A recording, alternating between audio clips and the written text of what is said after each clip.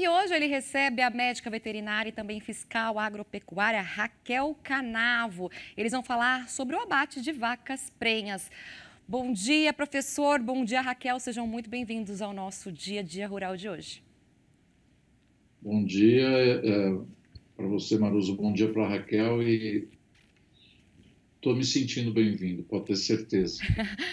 Professor, foi regulamentado, né, o abate de vacas em fase final de gestação. É esse o assunto de vocês? Vou deixar vocês conversarem aí. Isso, é isso mesmo. Por incrível que pareça, houve uma regulamentação de abates em fase de vacas prenhes em fase final de gestação dentro de uma portaria que trata do abate humanitário. Uma questão polêmica, complexa e que está deixando muita gente preocupado com as implicações que isso pode ter no futuro, né? Raquel, agradeço aí mais uma vez a tua participação. Nós tratamos desse assunto algum tempo atrás, falando das mudanças do RISPO e as implicações que isso tinha, só que agora a gente tem um cenário diferente, no meu entendimento, bem mais complexo, tanto do ponto de vista ético, na perspectiva daquilo que está sendo autorizado a ser feito, mas também do ponto de vista prático. Gostaria que você passasse para nós um pouco a informação de como está essa regulamentação e quais as dificuldades que os fiscais agropecuários, sejam eles estaduais ou federais, vão ter na aplicação dessa nova regra aí definida pela portaria 365, foi publicada no dia 16 de julho de 2021 pelo Ministério da Agricultura do Brasil. Bom dia a todos. Primeiramente, obrigada pelo convite de novo, professor, que está aqui. Bom, isso mesmo. Então, a portaria 365 foi publicada aí, para nossa surpresa, né, com uma regulamentação do abate de vacas prenhas, né? Anterior a essa portaria, né, só para o pessoal entender, não era proibido o abate de vacas prenhas, de vacas em fase final de gestação, né? Mas o que essa portaria veio agora, ela veio ali regulamentar, digamos assim. Então, ela diz que não deve, aí, em condições normais, né, essas vacas não devem ser abatidas, né? Porém, quando isso é colocado numa legislação, dependendo do contexto, né, a gente entende aí como fiscal, às vezes o não deve, ele vem com a finalidade de proibir alguma coisa. Então, não deve, muitas vezes ele proíbe um ato e daí sim a gente consegue ter uma ação fiscal, como impedir que aquilo ocorra, aplicar aí um auto de infração, enfim, né? A gente tem como ter uma medida em cima daquilo. Porém, nessa portaria, ele diz que não deve, em condições normais, não devem ser enviadas ao abate, mas ele já ali dá todos os procedimentos que devem ser feitos caso isso ocorra. Então, da forma como foi colocado nessa portaria, ele não proíbe o abate de vacas prenhas e, pelo contrário, ele diz o que fazer para enviar uma vaca prenha para o abate. Então, no primeiro momento, ele diz ali que essa vaca deve ser manejada separadamente quando for enviada para o abate. E nós sabemos que os animais aí que são, todo mundo que trabalha, né, com isso, animais que são embarcados para frigorífico, não tem como fazer esse manejo separado. E não dá nem para entender direito o que seria esse manejo separado, né? Como que enviaria esse animal dessa forma para o abate? Não tem como, ela vai junto com os outros animais no caminhão, o transporte, o descarregamento, é tudo da mesma forma. Então, é uma legislação que, na prática, ela não tem como ser aplicada, não tem como se enviar, como se manejar uma vaca separadamente para abate.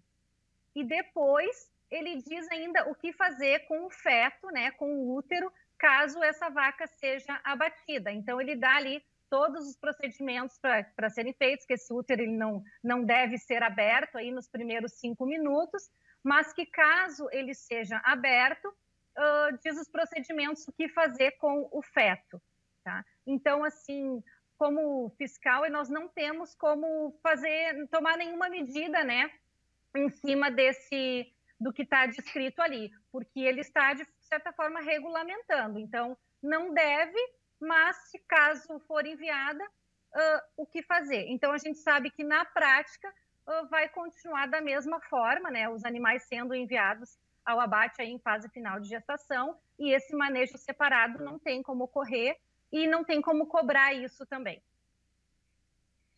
Ô, Raquel, é curioso essa distância entre o que está escrito na portaria e a possibilidade de realização na prática. Então, eu vou trazer 2 pontos aqui para ouvir o teu comentário. Se a vaca tem que ser embarcada separadamente, isso a gente sabe é algo impraticável, né, na rotina de transporte de animais para o abate. O que acontece se ela chegar no frigorífico dentro de um compartimento de carga com outros animais? Você pode mandar de volta? Essa é a primeira pergunta. E a segunda, tem um outro ponto aí na portaria que fala que os animais, quando já completou 90% da gestação, ou seja, nos últimos 10% da gestação, não poderiam ser abatidos. Eu pergunto, quem é capaz de identificar que a vaca está no final dos 10% da gestação? Alguém é capaz de fazer isso? Principalmente dentro de uma planta frigorífica, onde você não tem todos os recursos, nem sempre os fiscais agropecuários estão treinados para fazer esse tipo de avaliação? Respondendo à primeira pergunta, ali na prática, a gente não envia de volta esse animal, porque, primeiro, quem trabalha aí nessa área sabe que o embarque, o transporte e o desembarque são uma das fases mais estressantes para o animal. Para um animal em condições aí normais, né, enfim, saudáveis. Então, para uma vaca gestante ou para um animal doente, enfim, com a saúde comprometida, isso é um agravante. Então, o embarque, o transporte, e não é a gente que está falando, né? Tem trabalhos aí que comprovam isso, enfim, inclusive fazendo dosagem de sangue desses animais, enfim, artigos científicos que comprovam que são que é a etapa mais estressante para o animal. Então, a gente não embarca esse animal, ele não volta para a propriedade, até porque legalmente a gente fica difícil a gente tomar esse tipo de atitude, mandar de volta esse animal. Então, chegou no frigorífico, ela vai ser abatida. E outro ponto, a não ser que ocorra o parto no curral, aí sim, se ela parir no curral, que acontece, né, aí esse animal retorna para a propriedade de origem, tá? E outro ponto que tem é que no frigorífico a gente não consegue fazer aí o diagnóstico de gestação. Nenhum frigorífico aqui do Rio Grande do Sul com inspeção estadual, eu posso dizer quase nenhum, eu não conheço nenhum, tem brete, por exemplo, de contenção para fazer palpação destas vacas, tá? E aí não seria possível também definir precisamente esses 10%, né? Então, a gente não faz o diagnóstico de gestação em curral de frigorífico. Chegou no frigorífico, até que nem eu falo para vocês, legalmente, né, visualmente, se eu vou olhar um animal, posso dizer que está prenha, né? Mas aí tem outras implicações para eu retornar com esse animal para a propriedade. Então, chegou no frigorífico, ela é abatida e a gente não faz esse diagnóstico de gestação por vários fatores. Eu vou retomar essa questão dos 10%. Esse número me parece muito arbitrário e difícil de um diagnóstico preciso, mesmo que você tivesse todos os recursos, brete, ultrassom, treinamento, etc. Né? Porque como é que alguém consegue distinguir se ela está na última semana de gestação, na penúltima semana de gestação, faltando 3 semanas para parir, entendeu? Eu não consigo entender essa lógica, até pensando que o tempo para o parto também é variável, não é tão fixo como muita gente imagina, os 9 meses, né? Tem uma variação aí de dias, pode durar até uma semana de variação. Então, eu fico me perguntando se esse tipo de orientação, é mais do que uma orientação, né, de determinação, não foi feito sem conhecimento prático, entendeu? Me assusta um pouco isso. Eu tenho uma experiência de campo bastante longa, eu fico na dúvida como é que alguém consegue distinguir se a vaca chegou nos últimos 10% da gestação ou se está próximo dele, entendeu? Eu não sei como alguém consegue fazer isso. Deixa eu fazer uma observação em relação a isso, porque me pareceu exatamente, eu tive essa mesma impressão, né? Que quem coloca aquelas orientações, aquelas recomendações ali, que na verdade são recomendações, né? Não tem esse conhecimento prático, porque não entende que não tem como manejar uma vaca separada para o abate. Então, já partindo daí do embarque. Então, quem trabalha com isso sabe que isso não é possível. Então, digamos assim, no linguajar popular, fica uma legislação para inglês ver, né? Porque a gente não consegue aplicar ela. Mas essas recomendações, enfim, que foram colocadas nessa portaria, eles não tiraram ela do nada, né, professor Matheus? Ela já vem das recomendações da Organização Mundial de Saúde Animal, aí, que tem 182 países membros, tá? Então, aquilo ali já diz nessas recomendações. Porém, nessas recomendações diz que as fêmeas prenhas são considerados animais, aí no último terço de gestação, né, animais impróprios para viajar. E aí, se a gente for aí numa outra partezinha dessa legislação, o que ela fala dos animais impróprios? Que animais impróprios para viajar só devem ser embarcados para atendimento veterinário. Então, eu acho que, de repente, faltou esse link aí do todo da legislação, né? E aí, sim, caso elas embarquem, devem ser manejadas separadamente. Mas o que eu entendo do caso elas embarquem? Bom, esse animal está em fase final de gestação e tem um risco sanitário aí, né? Para o rebanho, às vezes é tuberculose, enfim, alguma outra doença. Aí, bom, nesse caso, ela vai ter que ir para um abate sanitário e precisaria de um manejo adequado. Isso seria uma exceção, esse embarque, esse manejo separado para abate, porque ali está bem claro que esses animais são impróprios, na legislação essa da Organização Mundial de Saúde Animal, que esses animais são impróprios para viajar. E aí, animais impróprios só devem ser embarcados para atendimento veterinário. Tá? Então, esse link está claro ali. Então, realmente, eu acho que faltou, né, esse entendimento prático do funcionamento do frigorífico. E fica claro ali que esses animais devem ser embarcados somente para atendimento veterinário. Aí sim, se fazer um manejo adequado, separado. Mas como foi colocado na portaria, a partir do momento em que a gente tira isso das recomendações e retira uma parte só, porque não foi tirado o todo, se retira uma parte e se coloca numa portaria, isso ganha um outro peso.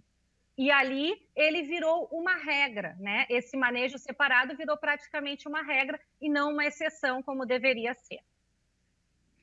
Ô, Raquel, nosso tempo, como você sabe, é curto, a gente está terminando. Eu queria só complementar a tua fala dizendo o seguinte: de fato, essa portaria acabou transformando uma exceção numa regra, e eu queria entender, eu talvez não consiga entender, talvez ninguém consiga entender a razão disso, né? Porque isso não traz vantagem econômica para ninguém, isso não traz não resolve o problema de ninguém, na verdade está criando um problema para o Brasil, um problema de imagem para a nossa cadeia produtiva da pecuária, das pecuárias, e eu sei que tem associações de criadores e outras instituições aí preocupadas com isso, tentando modificar essa portaria. Vamos ver se a gente tem sucesso nisso. Eu agradeço a tua presença, te passo aí para as palavras finais. Bom, eu que agradeço o convite, né, de estar aqui novamente, podendo debater esse assunto. E eu acredito, né, tem criadores sérios, comprometidos, né, realmente comprometidos aí com o bem-estar animal. E é lamentável, né, que uma portaria que fale de abate humanitário tenha levantado aí dessa forma aquele conteúdo, né? Então, isso de forma alguma é bem-estar animal, nem que feito aí nas melhores condições, nem que com manejo separado, como coloca ali, e como coloca também, né, depois que a gente vai fazer aquele procedimento com o útero ali, todas as outras fases aí de estresse, de embarque, transporte, tudo isso a gente já passou e a gente não conseguiu fazer nada. Então, eu espero que realmente haja um comprometimento aí sério do Ministério da Agricultura sobre as questões de bem-estar animal. Era isso. Muito obrigado, muito obrigado. Então, voltando aí a palavra, eu estou aqui sem ver quem está apresentando, é a Maruza que está aí? Você está no lugar? Isso, professor Maruza, muito legal vocês poderem ter debatido nesse assunto que é bastante polêmico. Muito obrigada pela participação de vocês. Raquel, um ótimo dia. Professor, um ótimo dia para você também. Tudo de bom, tchau. Obrigada. Tchau, tchau. Obrigada, tchau.